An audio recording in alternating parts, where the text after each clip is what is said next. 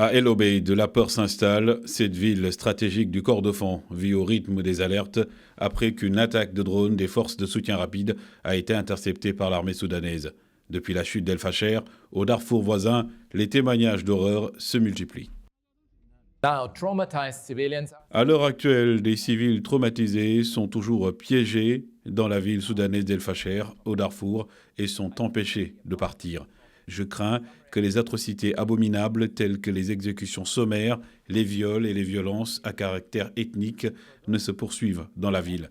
Et pour ceux qui parviennent à fuir, la violence ne cesse pas, car les voies de sortie elles-mêmes sont le théâtre d'une cruauté inimaginable. Parallèlement, je lance un avertissement solennel concernant les événements qui se déroulent au Kordofan. Les Nations Unies redoutent un nouveau drame humanitaire. Plus de 12 millions de personnes ont déjà fui leur foyer et les combats s'étendent désormais vers le centre du pays. Nous ne pouvons qu'imaginer les épreuves terribles que vivent aujourd'hui les habitants d'El Fasher. Cette ville a été assiégée pendant 500 jours. L'ONU, le Haut Commissariat des Nations Unies pour les réfugiés et d'autres partenaires s'efforcent d'apporter un soutien accru dans des régions comme l'Est du Tchad, mais aussi pour tenter d'atteindre les communautés dans le besoin au Darfour.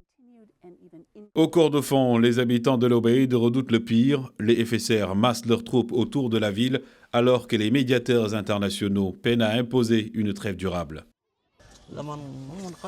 Lorsque les FSR sont arrivés, seule la résistance populaire subsistait. Les innocents étaient chez eux et certains ne pouvaient pas sortir. Ils ont été tués. Ceux qui sortaient dans la rue étaient pris pour cible par les drones et criblés de balles.